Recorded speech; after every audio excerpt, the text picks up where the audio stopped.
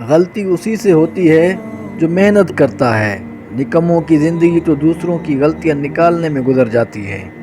تمہاری کامیابی تمہاری خود اعتمادی میں پوشیدہ ہے۔ اگر ثابت قدم ہو تو راستے خود بخود نکلتے ہیں۔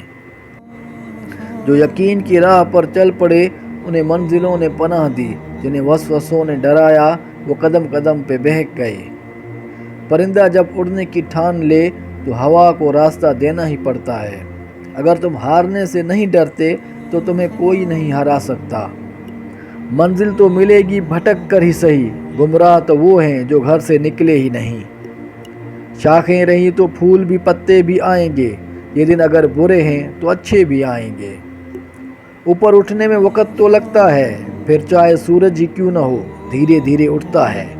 کچھ نہیں ملتا اس دنیا میں محنت کے بغیر، مجھے اپنا سایہ بھی دھوپ میں جانے کے بعد ملا۔ کامیابی صرف جھکنے سے ہی نہیں ملتی، کبھی کبھی آپ کو سر اٹھانا پڑتا ہے اپنے حق کے لیے۔ جو انسان پانی سے نہاتا ہے وہ لباس بدلتا ہے، مگر جو انسان پسینے سے نہاتا ہے وہ اتہاس بدلتا ہے۔ اپنی شخصیت کا موازنہ اس دنیا میں کسی کے ساتھ مت کرو، اگر تم ایسا کرتے ہو تم خود کو ذلیل کرتے ہو۔ خواب جن کے اونچے اور مست ہوتے ہیں، امتحان بھی ان کے زبردست ہوتے ہیں۔ امام غزالی نے اپنے بیٹے کو نصیحت کی کہ بیٹا، دنیا میں ایمان کے بعد اگر کوئی چیز ڈھونڈنا ہو تو اچھا دوست ڈھونڈنا، کیونکہ اچھا دوست ایسے درخت کی مانند ہے جو سایہ بھی دے گا اور پھل بھی۔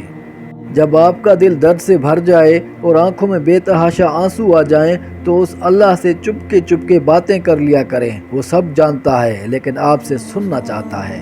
شیخ سعدی اور ان کا بیٹا تہجد پڑھ رہے تھے، دعا کے بعد بیٹا بولا، بابا جان سب سو رہے ہیں اور ہم عبادت کر رہے ہیں۔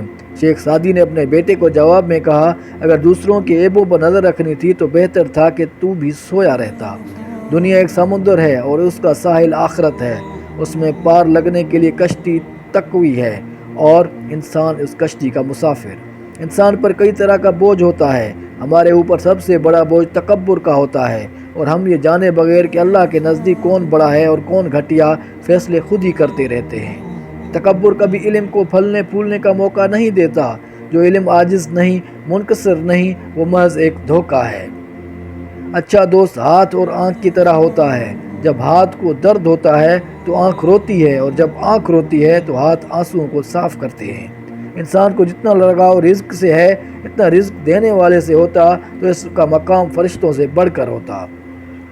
حضرت علی سے پوچھا گیا کہ دوست اور بھائی میں کیا فرق ہے؟ تو آپ نے فرمایا، بھائی سونا ہے اور دوست ہیرا۔ لوگوں نے آپ سے کہا کہ آپ نے بھائی کو کم قیمت اور دوست کو قیمتی چیز سے کیوں تشبیہ دی؟ تو آپ نے فرمایا، سونے میں اگر دراڑ آ جائے تو اس کو پگھلا کر بالکل پہلے جیسا کیا جا سکتا ہے، جبکہ ہیرے میں دراڑ آ جائے تو وہ پہلے جیسا کبھی نہیں بن سکتا۔ 3 رشتے بے نقاب ہو جاتے ہیں، بڑھاپے میں اولاد، مصیبت میں دوست اور غربت میں بیوی۔ انسان کے دل میں اللہ کی مہربانی سے ایک ایسا تار ضرور موجود ہے کہ وہ لوٹ کر اللہ کی طرف ضرور آتا ہے، چاہے وہ کسی کے بھی روپ میں آئے۔ عقل مند اور بیوقوفوں میں کچھ عیب ضرور ہوتا ہے، مگر عقل مند اپنے عیب خود دیکھتا ہے اور بیوقوف کے عیب دنیا دیکھتی ہے۔ جس نے اپنی پریشانیوں کو لوگوں پر ظاہر کر دیا تو وہ اپنی ذلت پر راضی ہو گیا۔ صرف انسانوں سے حوصلہ افزائی کی امید رکھو گے تو ضرور مایوس ہو جاؤ گے، اور جو لوگ محنت اپنے اللہ سے اجر پانے کے لیے کرتے ہیں وہ کبھی مایوسی کا سامنا نہیں کرتے۔ میں پوری زندگی 2 بندوں کو تلاش کرنے میں بھی تلاش نہ کر سکا، ایک وہ جس نے اللہ کے نام پہ دیا ہو اور غریب ہو گیا ہو، اور دوسرا وہ جس نے ظلم کیا ہو اور اللہ کی پکڑ سے بچ گیا ہو۔ لذتیں وقتی اور ہنگامی ہوتی ہیں، لیکن مسرتیں اور شادمانیاں مستقل ہوتی ہیں، جبکہ لذتوں کا جسم سے تعلق ہوتا ہے اور خوشیوں کا روح سے۔ خوشی ایسے میسر نہیں آتی کہ کسی فقیر کو 2-4 آنے دے دیے، خوشی تب ملتی ہے جب آپ اپنی خوشیوں کے وقت سے وقت نکال کر انہیں دیتے ہیں۔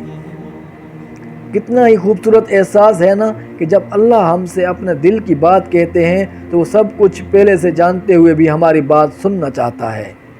جو تمہیں خوشی میں یاد آئے تو سمجھو تم اس سے محبت کرتے ہو، اور جو تمہیں غم میں یاد آئے تو سمجھو وہ تم سے محبت کرتا ہے۔